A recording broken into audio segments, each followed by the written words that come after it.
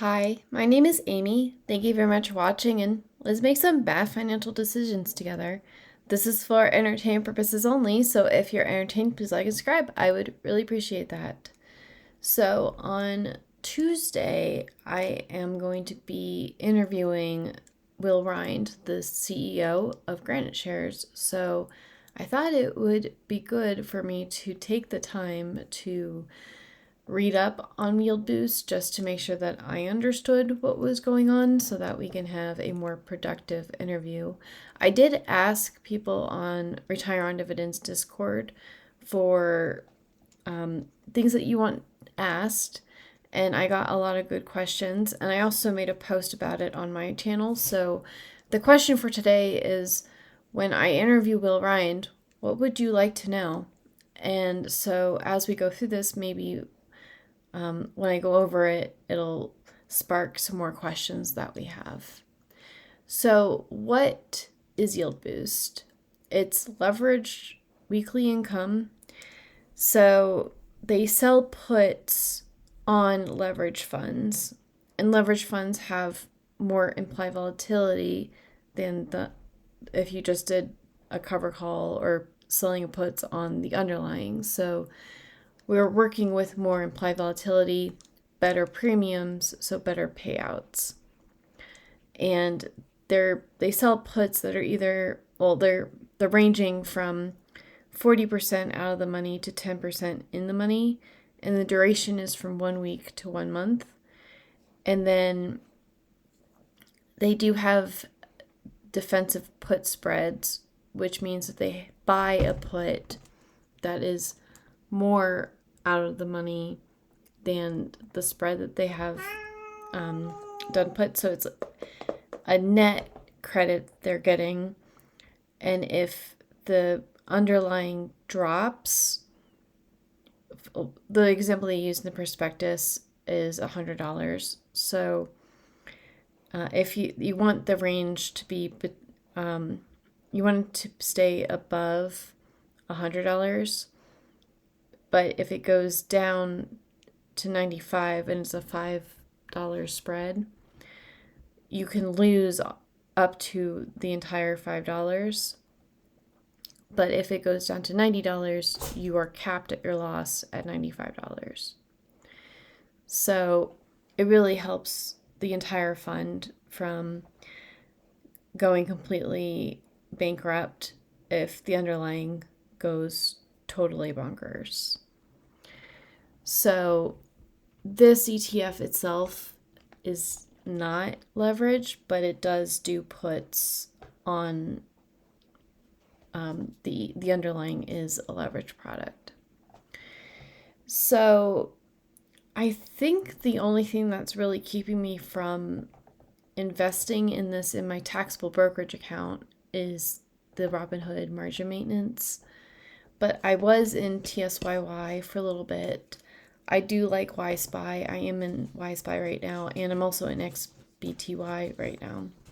So I think I'm also in NVYY right now. So the only one I'm not in is TQQY, and the reason for that is that I'm in too many single stock ETFs, and so I already have my risk on. So between the triple Q and SPY, I'm choosing SPY, but that's just a personal preference and what I am working on. So I actually just went with the top one on this list, which is NVYY. And I went into total real returns. I am not associated with these people, but I do love this website. So if you look at the growth of $10,000 from May of this year, then the underlying NVDA, the total returns from that is $13,192.29. And NVIDIA, which is the YieldMax NVIDIA, that total return is $12,651.69. And NVYY has the least, which is $11,940.04. And so I was curious if we just used a shorter time frame, like kind of cherry picked it.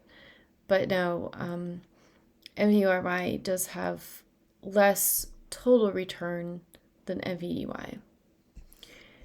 But if you go into YieldMite, and how did I get to this section? So if we go to the advanced section and we go to compare funds, then I chose the filter of by underlying, and I went down to NVDA and I just checked it. So NVYY, these are sorted by the average distribution that you would get by month.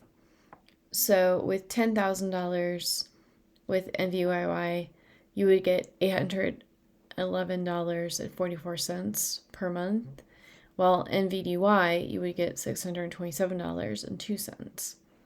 So NVYY really is an income play. If you need income and you want the most efficiently as possible and you don't care about your NAV, then NVYY might be a good thing for you.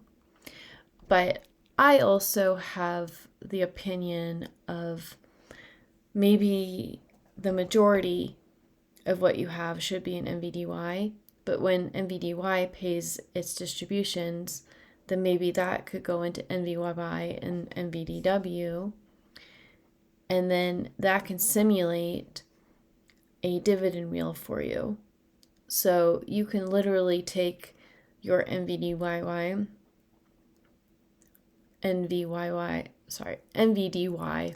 the YieldMax one.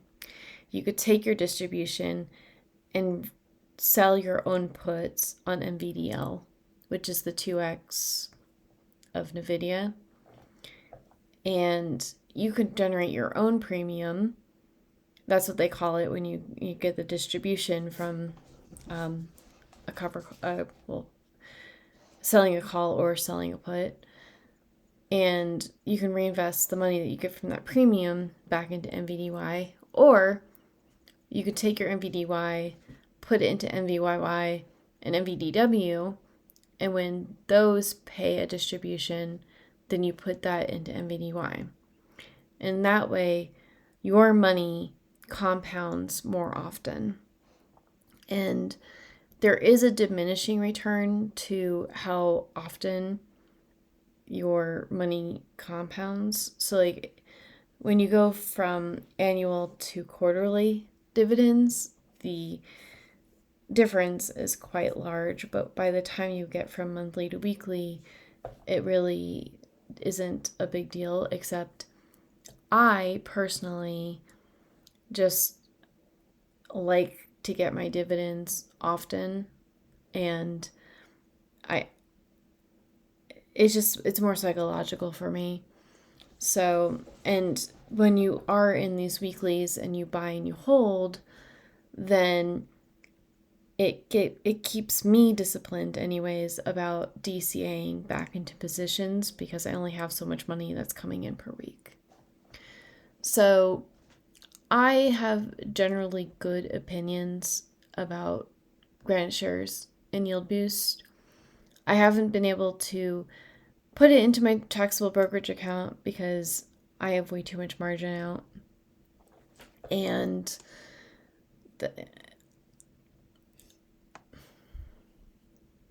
there was something else I was going to talk about. So I have generally good opinions of it. Oh, yes. We're going to talk about the downside.